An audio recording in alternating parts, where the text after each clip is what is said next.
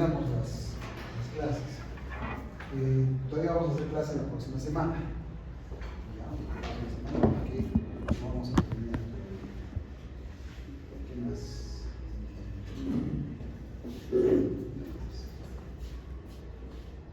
El día de hoy vamos a ver antipsicóticos.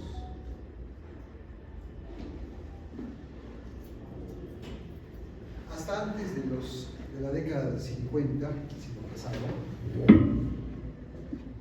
el tratamiento para los pacientes psicóticos era más folclórico que otra cosa, no había medicamento exactamente, no existía ningún medicamento. Se ensayaba una serie de procedimientos, ponerlos en agua fría, había una silla giratoria que los hacía girar rápidamente y eso supuestamente calmaba la psicosis. No fue sino hasta los años 50 en que de forma casual, accidental, se descubre el primer antipsicótico, ¿no? La clorpromacina. La primera presentación era la toracina, pero este antipsicótico era un antihistamínico, ¿ya? En primera instancia era un antihistamínico, pero cuando les daban este antihistamínico a los pacientes psicóticos mejoraban mucho. A partir de entonces se comienza a sintetizar los antipsicóticos. En primera instancia por su efecto bloqueador H1. En primera instancia, como era la clorpromacina en un principio. Y producía sueño, obviamente, como todo antihistamínico, son medicamentos que producen bastante sueño. Esta era la realidad de aquellos pacientes antes de la existencia de los antipsicóticos. Están recluidos en hospitales psiquiátricos llamados manicomios, ¿no? Utilizando camisas de fuerza para que no hagan daño a otros o no se hagan daño a sí mismos, o esas tinas que les mencionaba de agua fría donde se los ponía a los pacientes. Esa era la realidad hasta ese entonces. Sin embargo, Henry Laborit es el primero que utiliza la clorpromacina como antipsicótico. Es el primero que utiliza este fármaco como antipsicótico. Y produce un gran cambio en la psiquiatría. El vuelco de la psiquiatría se debe a él, ¿no? De una especialidad que no tenía mayor arsenal terapéutico, se comienza a tener fármacos para tratar a los pacientes. Entonces existe un antes y un después de 1952 en que se comienza a utilizar la toracina o clorpromacina.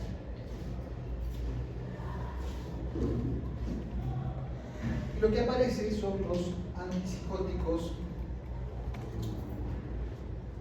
de primera generación, así se llamaba. La clorpromacina da origen a los antipsicóticos de primera generación.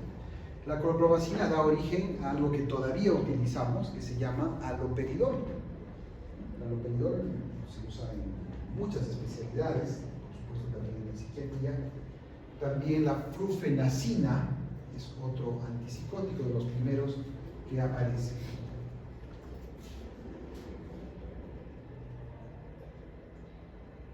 Recordemos que dentro de los síntomas de los cuadros psicóticos, particularmente de la esquizofrenia, estaban los síntomas positivos, delirios, alucinaciones, lenguaje desorganizado, catatonía.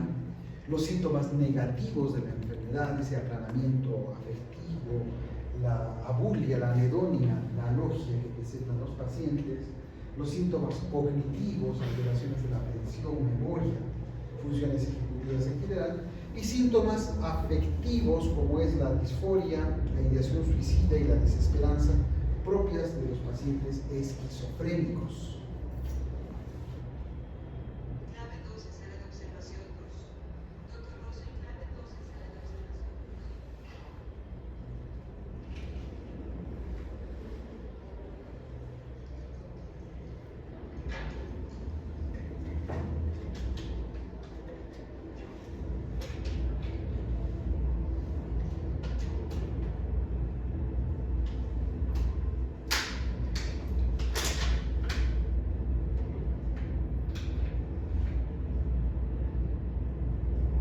ustedes han visto esta película, en la escena en que le ponen el inyectable a John Nash, el psiquiatra le dice que lo que le ha puesto es toracina.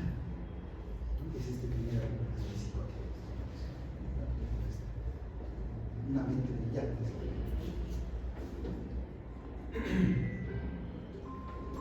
Los antipsicóticos de primera generación van a ser muy útiles en los síntomas positivos de la enfermedad. Prácticamente en cuestión de horas van a controlar los síntomas positivos de la enfermedad. Los antipsicóticos de primera generación, habíamos dicho la clorpromacina, el alopridol, la florexina. Sin embargo, va a producir lo que llamamos los efectos extrapiramidales de estos fármacos. Esto es la acaticia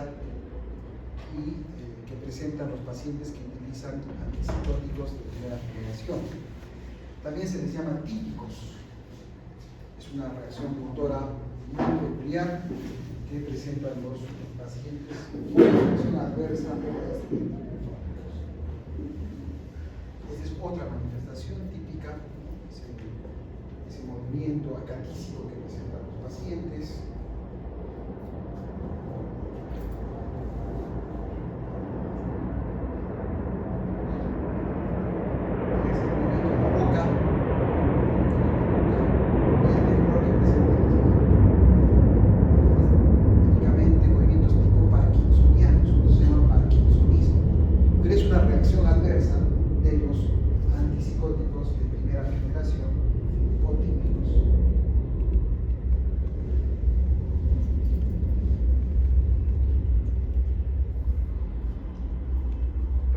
Que dentro de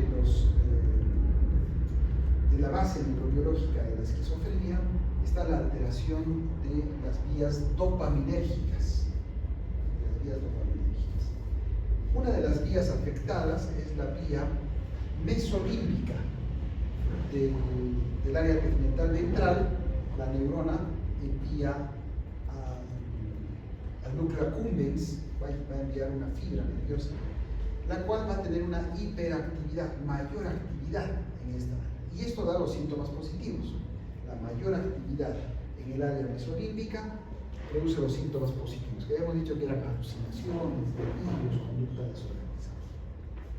También habíamos mencionado los síntomas negativos de la enfermedad, la abulia, la apatía, la anedonia, la alogia que presentan los pacientes, y es más bien una disminución del área mesocortical. Estamos hablando de las fibras nerviosas que van del área tegmental ventral a la corteza frontal. Esta vía está enlentecida. Este enlentecimiento es el que va a producir los síntomas negativos de la enfermedad. Entonces, básicamente, esta es la base neurobiológica de los síntomas positivos y negativos de la esquizofrenia. Alteración de la dopamina en una de las vías acelerada, en otra de las vías disminuida o enlentecida. Los antipsicóticos típicos o de primera generación tienen todos en común, habíamos dicho, ser bloqueadores H1, antihistamínicos. Tienen bloqueadores H1. A partir de la clorpromacina sabemos que su principal función no es la H1, su principal función es el bloqueo dopaminérgico D2. El bloqueo dopaminérgico D2. Además de eso, tienen bloqueo de los receptores alfa 1 y de los receptores muscarínicos tipo 1 también. Estos van a ser responsables de las reacciones adversas. Bloqueo del H1, hipersonia. Bloqueo del alfa 1, hipotensión arterial. Hipotensión ortostática. Hipotensión ortostática. Cuando los pacientes utilizan este tipo de antipsicóticos, de pronto se paran de golpe y ¡pum!, se caen, porque hacen una hipotensión ortostática por el efecto alfa 1 bloqueador que tienen estos antipsicóticos. Y el efecto muscarínico, bloqueador muscarínico 1, que es el responsable de la cialorrea. Son pacientes que tienen abundante salivación. Típicamente ustedes lo van a ver y tienen las comisuras siempre blancas por la cantidad de saliva que tienen, ¿no? Se alorrea todo el tiempo. De noche se atragantan con su propia saliva por los efectos muscarínicos que suelen tener todos estos antipsicóticos de primera generación, también llamados típicos. La lista de los típicos es todas las que tenemos acá. Los más conocidos, clorpromacina, el primero que se creó, el haloperidol, ¿qué otro tenemos bastante conocido? La flufenacina. Creo que esos tres son los que ustedes van a ver en su práctica médica. En su práctica médica, la clorpromacina, el haloperidol y la flufenacina van a ser los que más van a ver. Levomepromacina también. Ahora en el mercado ha salido una levomepromacina para uso como hipnótico para el sueño, porque hemos dicho que tiene efecto H1, ¿no es cierto? Entonces también se usa para trastornos del sueño. Ha aparecido en el mercado la levomepromacina.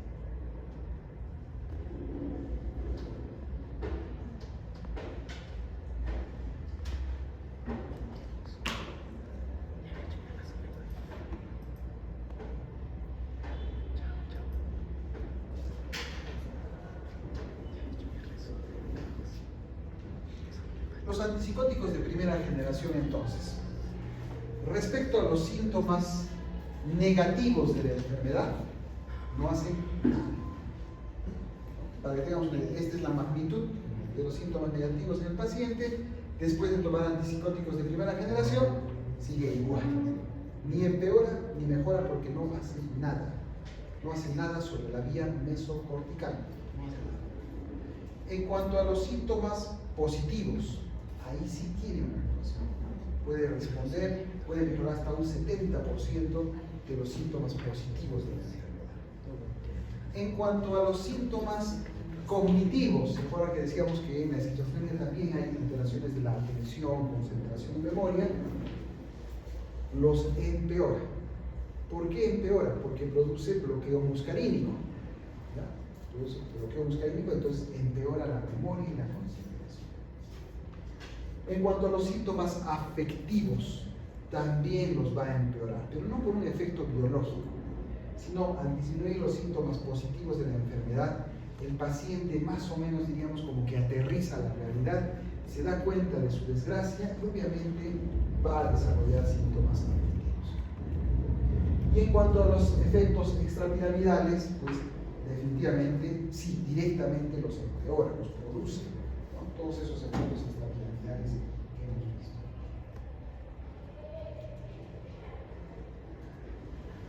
Esto llevó a que los farmacólogos busquen nuevos antipsicóticos. Nuevos antipsicóticos que mejoren los síntomas positivos, como lo hacen los de primera generación o típicos, pero también que mejoren los síntomas negativos, que esto no hacían los antipsicóticos de primera generación. Que mejoren los síntomas cognitivos y que tengan menos efectos adversos extrapiramidales. Entonces, ¿cuál sería la idea? La idea sería que no tengan mayor efecto muscarínico, que no tengan mayor efecto alfa, que no tengan mayor efecto H1. Lo ideal sería que solo tengan efecto D2 y otros sobre los síntomas negativos de la enfermedad. Entonces, crear una molécula de ese tipo era el reto. Y en 1980, 81 más o menos, aparece un nuevo fármaco, la clozapina, que da inicio a los antipsicóticos de segunda generación. Que da inicio a los antipsicóticos de segunda generación. Que algo hace de lo que se estaba buscando. Algo de esto va a lograr. Excepto el efecto H1. Porque sigue produciendo mucho sueño. En lo demás, va a mejorar los síntomas positivos, los síntomas negativos y cognitivos de la enfermedad, mejora en algo los síntomas extrapiramidales, pero no hace nada sobre el efecto H1 ni tampoco sobre el efecto muscarínico. Entonces, por eso es que todavía tenemos algunos problemas con esta cosa. Estos antipsicóticos de segunda generación van a tener entonces la siguiente peculiaridad. Le han limpiado todos los otros efectos. Le han mantenido el efecto bloqueador de los que mejoraba los síntomas positivos. Han permitido. Estoy en clase. Estoy en camino para ti. Espera.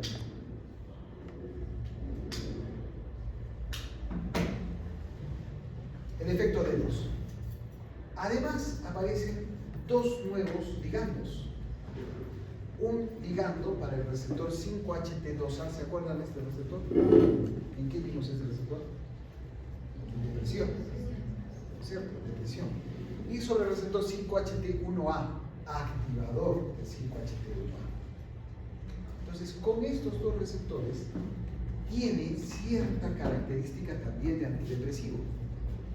Entonces, mejoraría los síntomas negativos, que como han visto se parecen a la depresión, anedonia, abulia, astenia, alogia, tiene cierto parecido a la depresión. Entonces se convierte en una nueva molécula que mantiene el bloqueo de 2 y tiene dos nuevos ligandos, 5-HT1A y 5-HT2A, serotoninérgicos.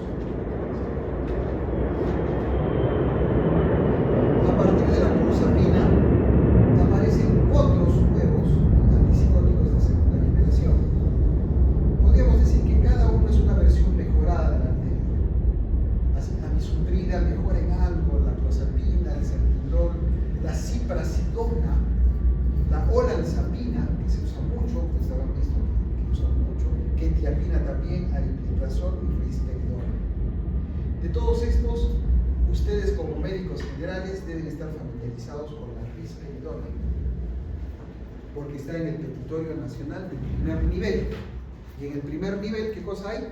Médico general. ¿De acuerdo? Entonces, quiere decir que ustedes deben saber utilizar risperidona, fundamentalmente. Curiosamente, el médico general no puede usar clozapina, yo creo que ninguno de los anteriores, excepto risperidona.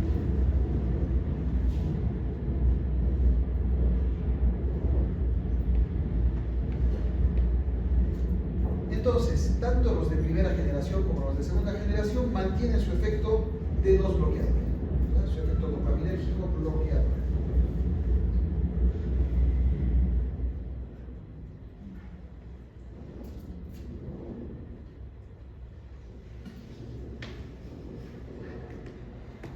El antagonismo sobre el receptor D2 sería el bloqueo del D2. Sería la explicación de por qué funciona esto en los síntomas positivos. ¿Recuerdan la vía mesolímbica? ¿Estaba acelerada o estaba enlentecida? La mesolímbica. Habíamos dicho síntomas positivos. ¿Esta vía estaba acelerada o estaba enlentecida? Hiperactiva, está acelerada. Entonces, al bloquear el D2, voy a enlentecer este mecanismo. Y por eso mejoran los síntomas positivos. Por eso es un bloqueador D2. ¿De acuerdo?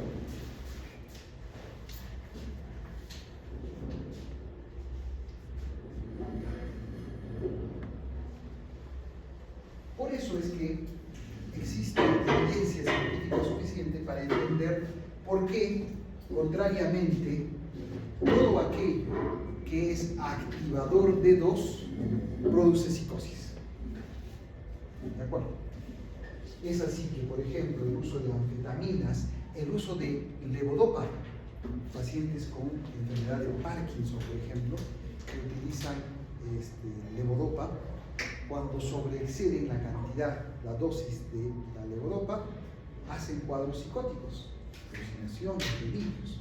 ¿Por qué? Porque son D2 agonistas, activadores, y entonces produce aceleración de esta vía.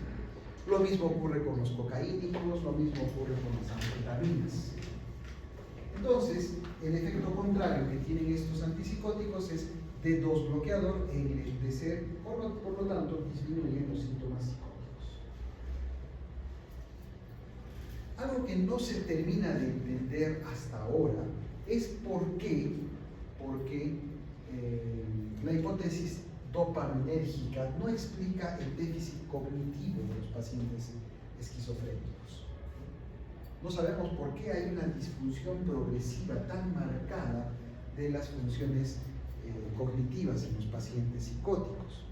Por eso es que se plantea la hipótesis de que es una enfermedad neurodegenerativa, como lo es el Alzheimer, como es el Parkinson, y por esa razón sería el tema degenerativo, pero a ciencia cierta no se sabe.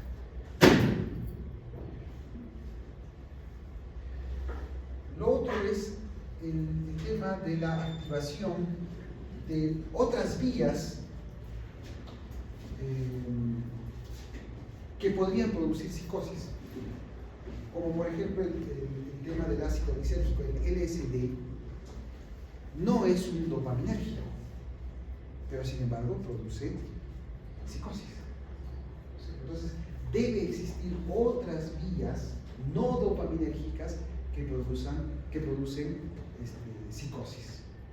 El ácido lisérgico, algunas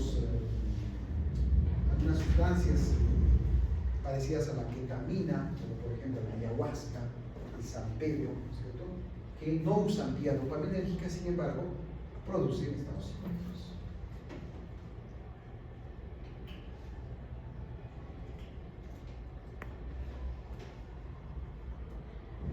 Este es un primera generación, ¿cierto?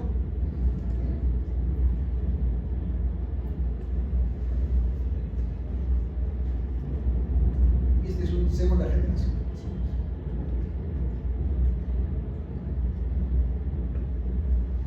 Los antipsicóticos de segunda generación son antagonistas 5-HT2A, son bloqueadores del 5-HT2A. ¿Qué otra característica tienen? Se disocian rápidamente de los receptores T2, o sea, no es una unión fuerte. Esa es una diferencia importante. Tienen agonismo 5-HT1A, no todos, pero la mayoría de los de segunda generación tienen agonismo 5-HT1A. ¿Qué otras características importantes? ¿Por qué es importante esto que estamos mencionando?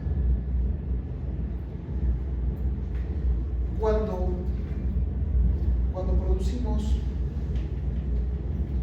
la unión del antipsicótico con el receptor, no solamente depende de la unión con el receptor, sino también depende de la afinidad que existe.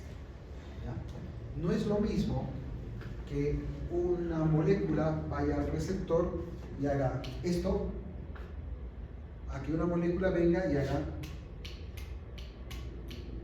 ¿De acuerdo? A eso se llama la afinidad, la capacidad de activar y desactivar en el mismo instante molecular. ¿De acuerdo? A eso se llama. Entonces, los antipsicóticos de segunda generación tienen muy alta afinidad por el 5-HT2A. O sea que activan, desactivan, rápidamente están trabajando. Y tienen baja afinidad por el receptor D2. ¿De acuerdo? Tienen baja afinidad por el receptor D2. Entonces uno diría, pero entonces eso quiere decir que no es muy antipsicótico, que digamos. Es cierto. Es cierto. Tienen mucha más afinidad los antipsicóticos de primera generación sobre el D2. Tienen mucha más. Por eso es que seguimos utilizando los de primera generación. Porque si no, diríamos, si esto fuera una panacea, si esto fuera lo mejor, ya para qué usamos haloperidol. Sin embargo, haloperidol hay en todos los servicios, ustedes han visto, en todo sitio hay haloperidol. ¿Para qué lo usamos? Porque al tener alta afinidad, sirve para el cuadro crítico de la psicosis. Para el momento más crítico de la psicosis, me sirve el haloperidol. Pero para el mantenimiento del fármaco en el tiempo, no me sirve. No me sirve tener a un paciente dormido 18 horas al día. Me sirve, ¿no es cierto? Entonces, para el mantenimiento, uno de segunda generación. Para el cuadro crítico agudo, uno de primera generación. Digamos, los primeros 3 días, haloperidol. Y luego paso a uno de segunda generación, o inicio simultáneamente los dos, sino que a los 3 días retiro el de primera generación. ¿Qué? Respecto a la teoría del 5-HT2A. En El receptor 5-HT2A, postsináptico, en el sistema nigroestriatal dopaminérgico, o sea, la neurona que produce dopamina, tiene un receptor 5-HT2A, un receptor dopaminérgico 5-HT2A. Si nosotros bloqueamos al 5-HT2A, lo más probable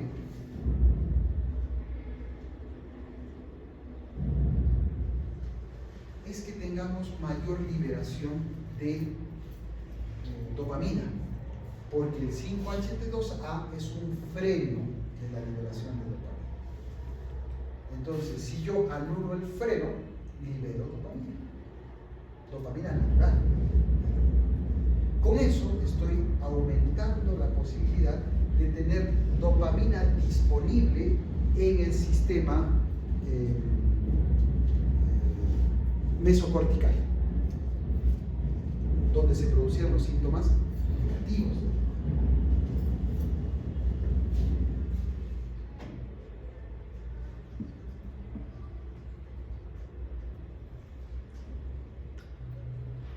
¿Qué pasa con la teoría del 5-HT2A, el otro receptor serotoninérgico? En la neurona dopaminérgica del área tegmental ventral, en el sistema de la neurona que va a la corteza, lo que vamos a tener es un aumento de la liberación de la dopamina, y al tener un aumento de la liberación de la dopamina en este sistema que estaba enlentecido, voy a mejorar más todavía los síntomas negativos de la enfermedad. ¿De acuerdo? Entonces lo acelero. Eso quiere decir que en el sistema donde estaba acelerado, lo voy a desacelerar, y en el sistema en el que estaba enlentecido, lo voy a acelerar. Eso como el 5-HT2A y el 5-HT1A.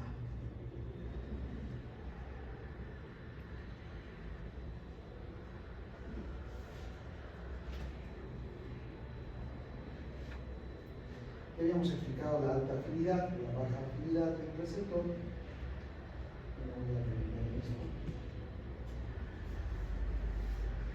Y otro tema es la ocupación del receptor D2.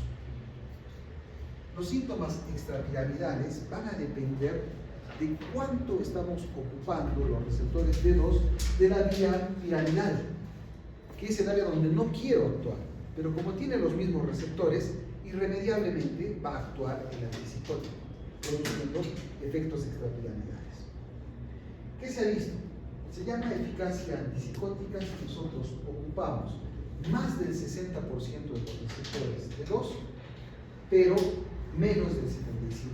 Y esto hay que ser muy exactos, porque si nos pasamos de 75%, a partir del 78%, tenemos los síntomas extrapiramidales. ¿De acuerdo? Esto hace que seamos muy exactos en la dosificación del antipsicótico para evitar los síntomas extrapiramidales.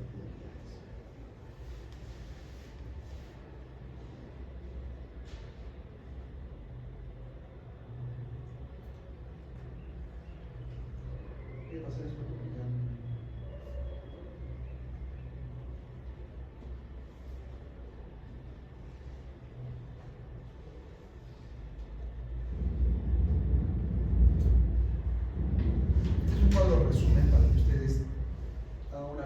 Entre los antipsicóticos de primera y de segunda generación. ¿De acuerdo? Dentro del mecanismo de acción beneficioso de los de primera generación, solamente el efecto de los, no hay otro. Pero sí tenemos otros efectos, el M1, H1, alfa-1, entre otros. Y dentro de los antipsicóticos de segunda generación nos sirve el efecto 5-HT2A, el efecto 5-HT1A y el efecto D2 de disociación rápida. Por eso de alguna manera son algo nuevo. Pero hay un problema. Los antipsicóticos de segunda generación demoran en actuar. Demoran más o menos entre 48 y 72 horas en comenzar a actuar. No actúan de día. Esa es otra razón para que en el psicótico agudo usemos ¿qué cosa? Primera generación. Entonces, si tienen un paciente psicótico agudo que viene a su guardia, a su servicio, a su serum, no usen la risperidona, porque la risperidona es ¿de qué tipo? Es de segunda. Entonces, no va a hacer nada la risperidona. Les va a pegar el paciente, va a estar agitado, desorganizado. ¿Ya? Usen, ¿qué vamos a usar? Haloperidol, que hay en todo sitio. En cualquier posta hay haloperidol. Haloperidol, en el agudo. Si quieren, le instalan paralelamente la risperidona para que ya vaya funcionando, porque va a demorar esa risperidona 72 horas más o menos. Entonces, hasta que pase 3 días, le dan haloperidol hasta que actúe la risperidona. Esa es la forma de utilizar en el paciente psicótico. ¿No? El paciente psicótico. De acuerdo al protocolo de atención en el Perú, la psicosis debe ser manejada, dice, en el primer nivel de atención. Sin embargo, lo que más refieren los médicos generales son psicosis. Pero en el protocolo nacional dice que lo deben resolver ustedes en el primer nivel de atención, la psicosis, propiamente. Excepto las psicosis que estén vinculadas a patología dual. Por ejemplo, un depresivo que psicotiza. O por ejemplo, un bipolar que es consumidor de cocaína y psicotiza, por ejemplo, ¿no? Pero si se trata de un episodio psicótico, un primer episodio psicótico de esquizofrenia, deberían manejarlo ustedes en el primer nivel de atención. Entonces, para la psicosis aguda, hay haloperidol, que hay de forma parenteral, hay también en tabletas, pero lo que tienen que usar en el cuadro agudo es parenteral. Viene de 5 miligramos. Le ponen sin miedo 10 miligramos intramuscular cada 8 horas, ¿de acuerdo? Y con eso lo van a tener bien tranquilo. Pueden combinarle una benzodiazepina para sedarlo un poco, diazepam está bien, no mucho. Acuérdense que si ustedes le ponen endovenoso la diazepam, si empieza a hacer hipo, ¿qué quiere decir? Que ahorita va a ser un paro. Entonces le ponen el goteo y le dicen a la enfermera o al que le está ayudando que se quede al lado y que le avise si empieza a tener hipo, así de simple. Si empieza a tener hipo, inmediatamente cierra y abre puro cloruro.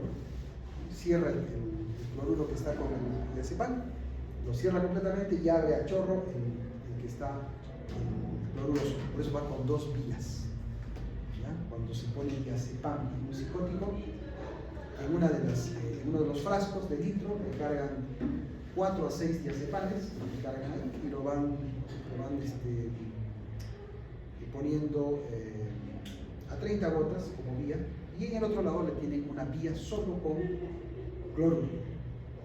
Entonces, esa es la forma para que no se les pase el diazepam. A veces uno se asusta, 6 ampollas de diazepam, uno se asusta, ¿no? Pero a veces hay que poner así, porque si no, no se cede el paciente. El paciente psicótico es bien difícil de sedar, bien difícil. Entonces, esa es la forma de sedar tranquilamente, entonces lo va manejando. Risperidona solo hay en tabletas. ¿Por qué razón solo hay en tabletas? ¿Por qué no hay en tabletas? Si es tan bonito lo que se llama tabletas. ¿Por qué? ¿Por qué no habla en ampollas? ¿Por qué no se le ocurrió risperidona en ampollas? Porque es de mantener, porque es ley.